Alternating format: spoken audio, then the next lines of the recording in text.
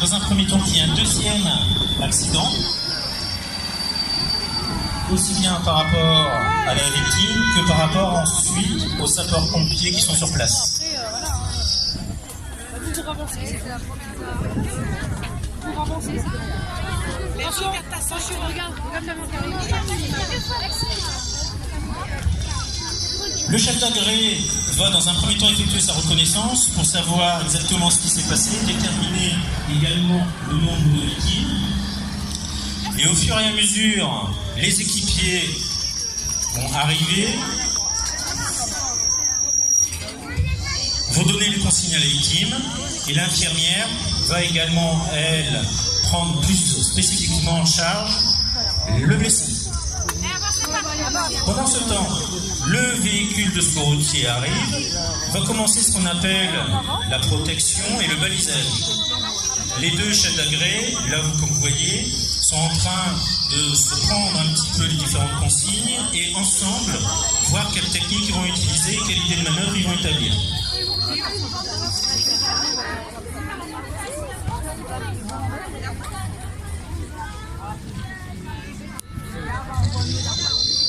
On peut délimiter donc la zone d'intervention dans le cadre toujours de la protection et du balisage pour tout simplement dire aux autres usagers de la route, attention, ici il se passe quelque chose.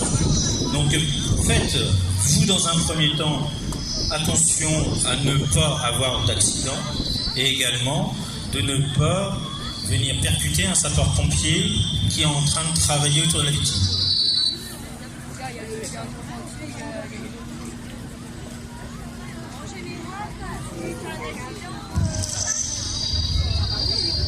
Une fois le balisage effectué,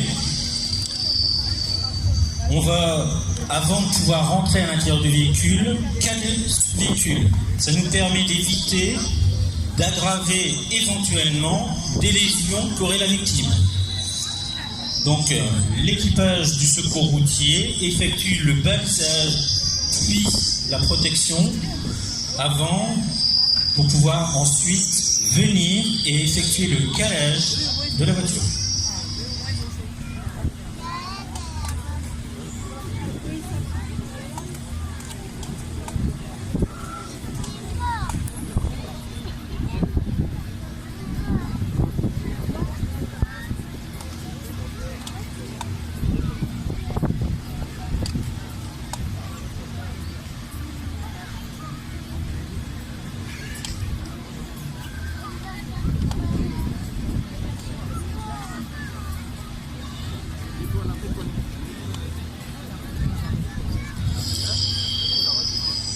Comme c'est un travail de concertation, en même temps que l'équipe du secours routier est en train d'effectuer le calage, l'équipe de l'ambulance, elle, est déjà en train de préparer pour gagner du temps sur le reste de la manœuvre.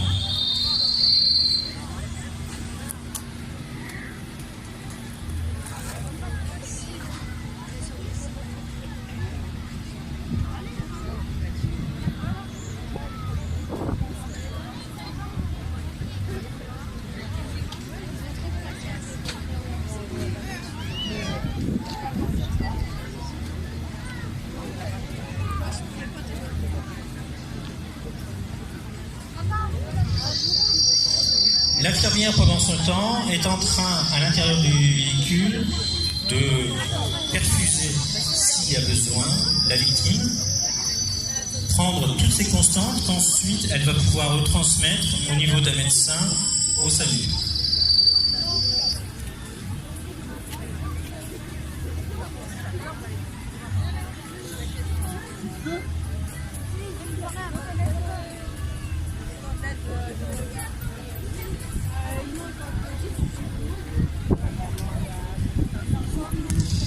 Voilà, le calage est effectué, la vécu.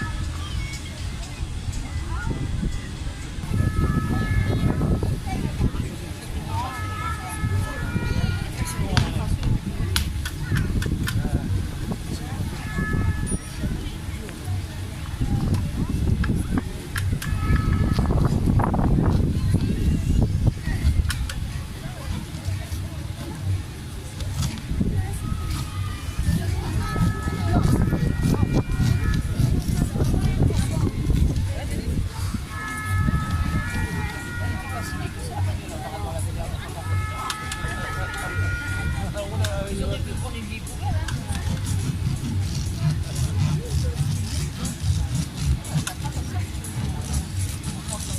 pour ne pas perdre de temps, pendant ce temps-là, l'équipage de l'ambulance continue à anticiper la sortie de la victime du véhicule.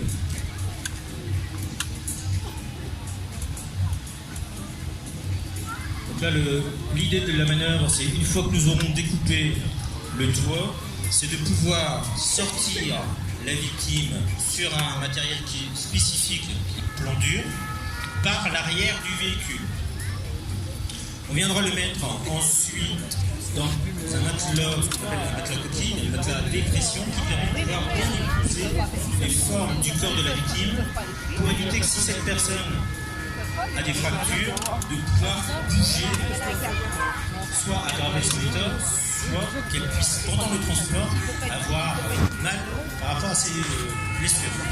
En sachant que l'infirmière qui est à l'intérieur s'occupera, elle, de pouvoir, par le biais des perfusions, lui administrer des calmants pour essayer au maximum de réduire cette douleur.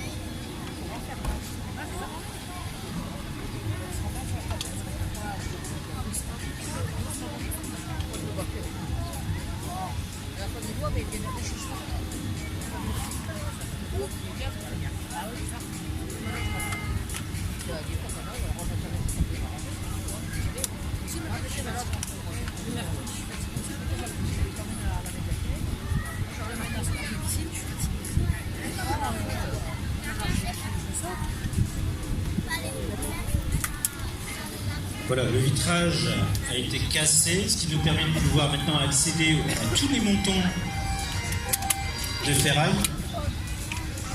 pour pouvoir les découper.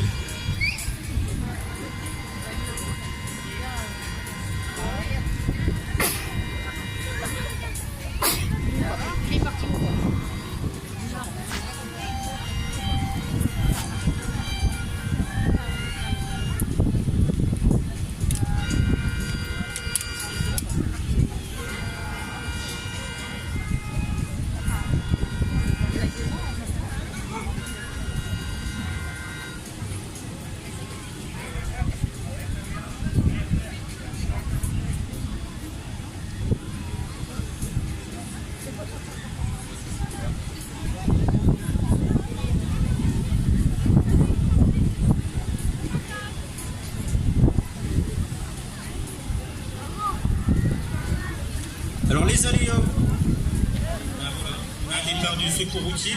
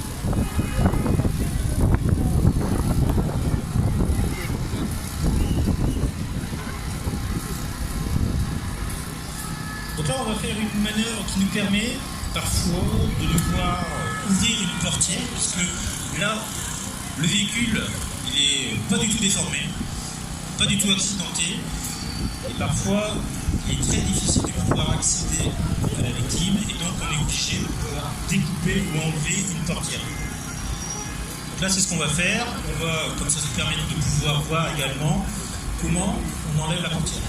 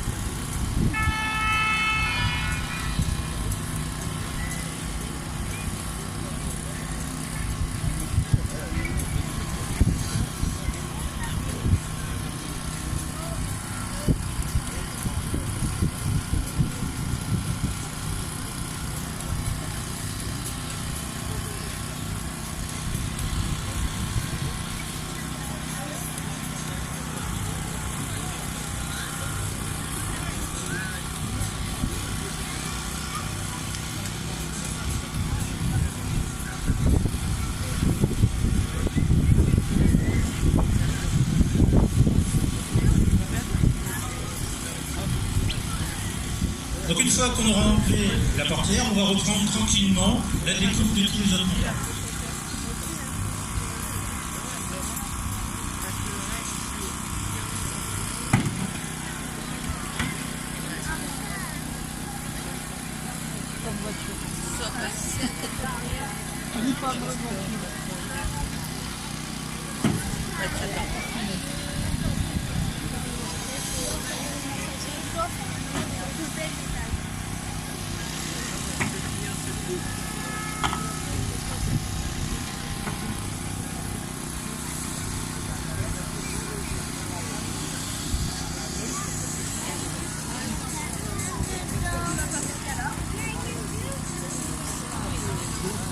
Alors, pour les personnes qui sont en dehors de l'intervention, comme vous, comme moi actuellement, on pourrait dire ils sont non les pompiers. Qu'est-ce qu'ils font? Ça fait déjà 20 minutes, 25 minutes qu'ils sont autour de la victime, elle n'est toujours pas sortie, ils prennent leur temps. Non, en réalité, la victime est toujours sous surveillance, là, dans un premier temps, de l'infirmière, mais également d'un sapeur-pompier à l'intérieur du véhicule. Et on essaie de prendre le maximum de précautions pour ne pas garder son véhicule.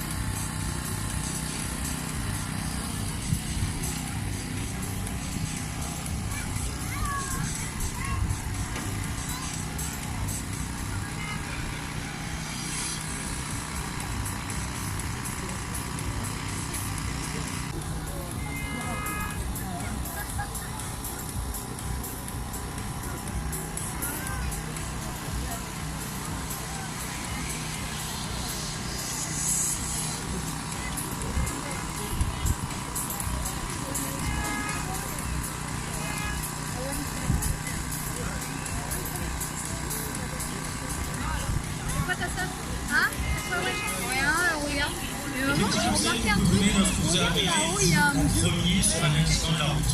Un accident de la route qui se passe juste en face. Faites attention toujours, même principe,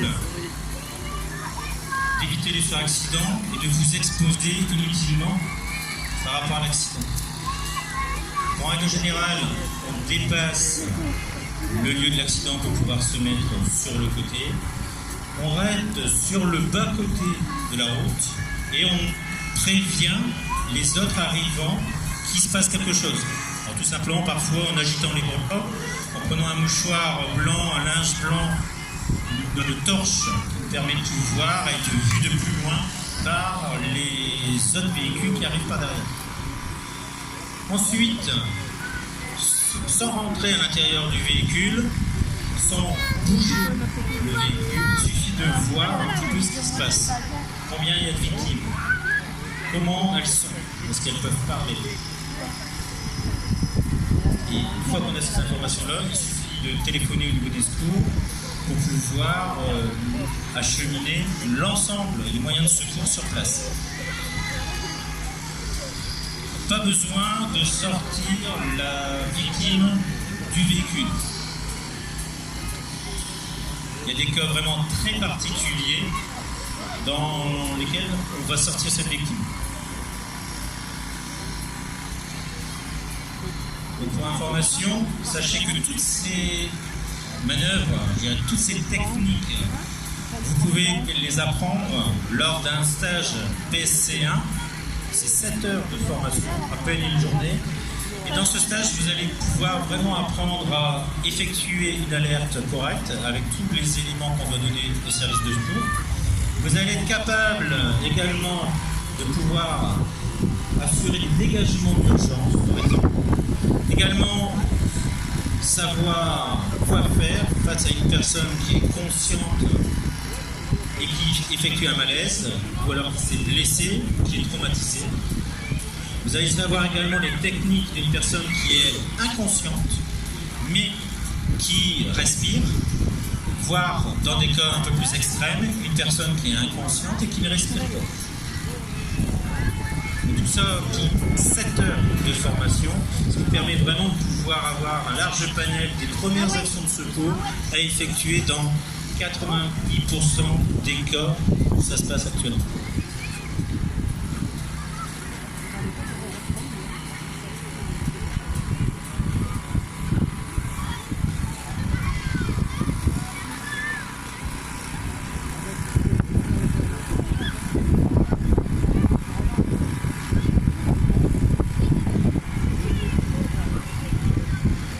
Une petite difficulté supplémentaire pour nos équipiers, c'est la largeur du montant dans laquelle on est obligé de plusieurs fois découper complètement les montants qui sont à l'arrière.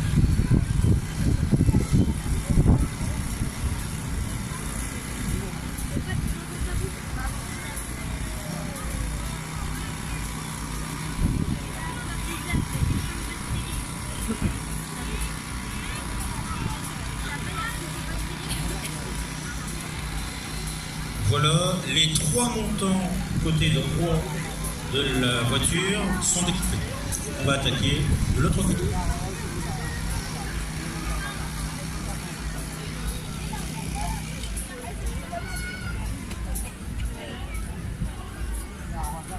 Oui, je t'ai appelé. Mais t'as pas répondu.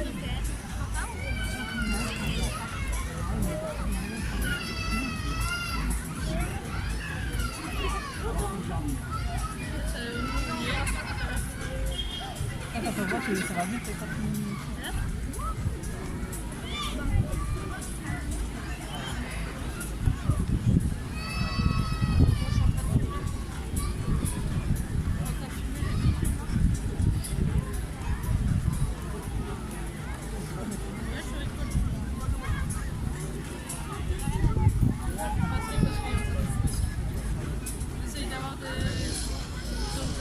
La formation des sapeurs-pompiers est dans un premier temps, lorsque les jeunes sapeurs-pompiers rentrent chez nous, une formation d'une quinzaine de jours spécifiquement sur tout ce qui est secours. Le secours à personne, c'est un peu ce qu'on appelle le secourisme. là, on va vraiment pouvoir connaître toutes les techniques et l'utilisation de tout le matériel pour les personnes qui effectuent des malaises, des blessés, autres personnes. Ensuite, il va y avoir donc une spécialité de 3 jours pour tout ce qui est désincarcération et secours routier en des 15 jours. C'est le minimum, c'est le socle commun minimum qu'a tous les sapeurs-pompiers lorsqu'ils sont formés et rentrent chez nous.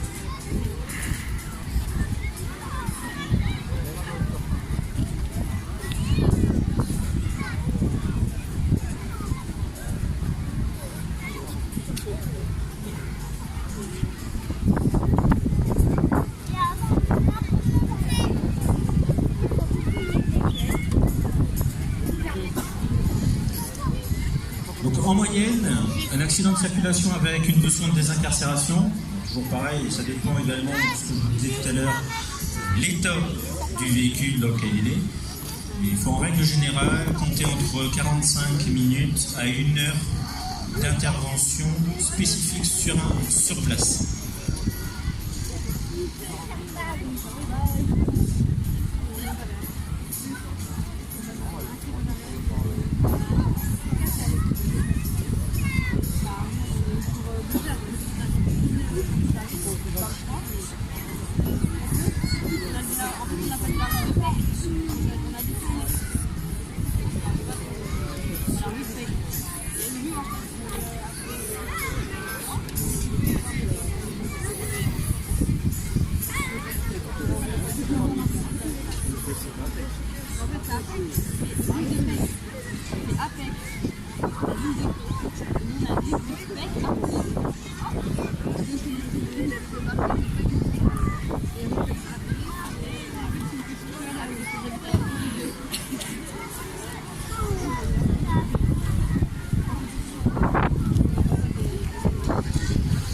Le quatrième montant vient d'être découpé. On va pouvoir terminer sur les deux autres montants qui sont beaucoup plus faciles de la découpe parce que beaucoup plus étroits.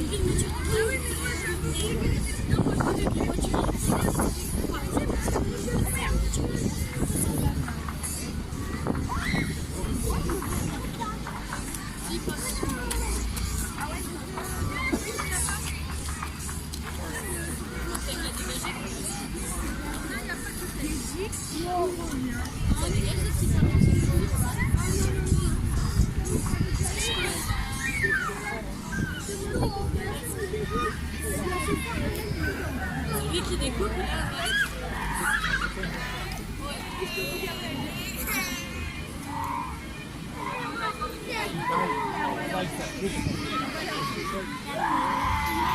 T'as pas un chien en plus?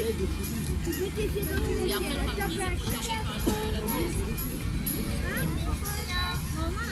Et on peut aussi tu peux l'entraîner, tu peux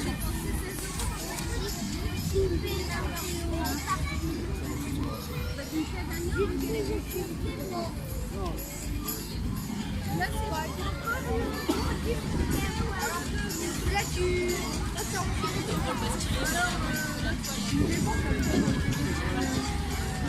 c'est pas toi, en fait.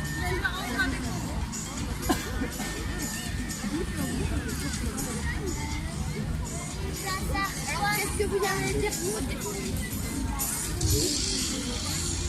Voilà, tous les montants ont été découpés. Et là, donc on va effectuer la sortie de la victime après avoir simplement enlevé le pavillon. Ça va, les bonnes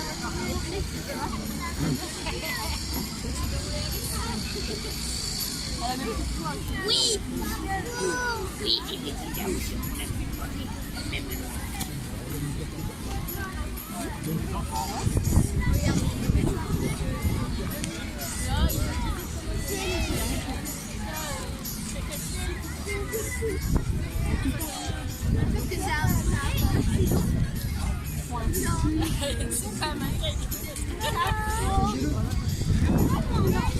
Donc là, la mission, dans un premier temps, des personnes qui sont à l'intérieur du véhicule de secours routier est terminée. Donc, ils vont venir donner un renfort, un coup de main au personnel de l'ambulance pour pouvoir effectuer la sortie de la victime.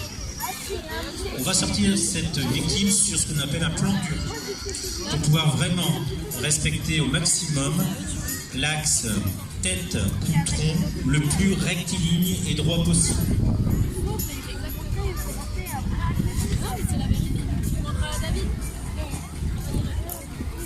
Alors, quand c'est 6 minutes,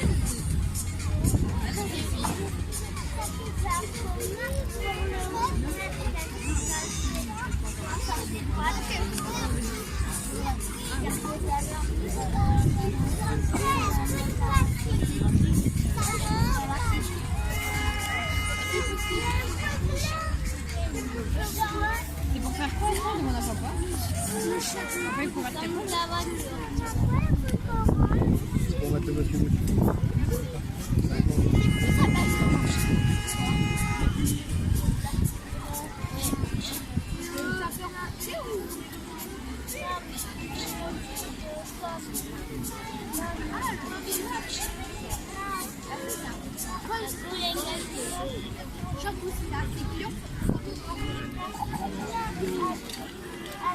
moi j'ai mangé à côté de Jackie.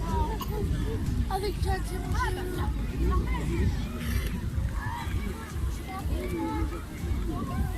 Le jacuzzi.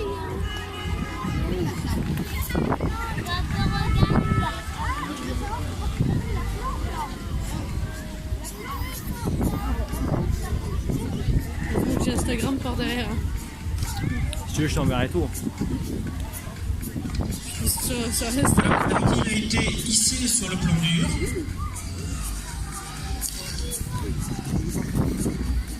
On va lui poser ce qu'on appelle un immobilisateur de tête afin de s'assurer que la tête ne bouge absolument pas lorsqu'on va venir la transporter de la voiture jusqu'au brancard.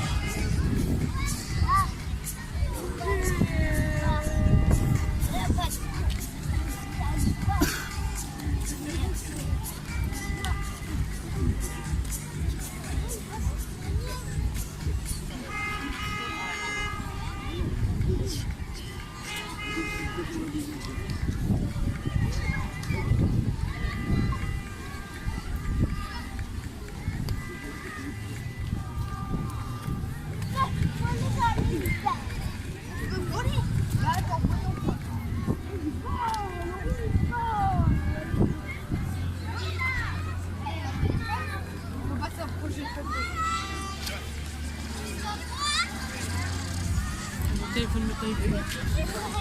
Voilà, la personne est fixée sur le plan dur.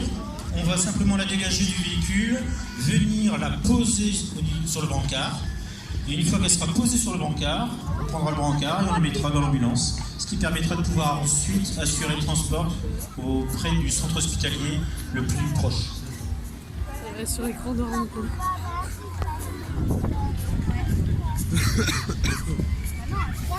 Je vous avais dit tout à l'heure qu'en règle générale, lors de ce type d'intervention, on était sur 45 minutes à 1 heure d'intervention. Il est à moment entre 16h03, on a commencé à 17h03, on a commencé à 16h15. Voilà, contrat rempli. Merci messieurs.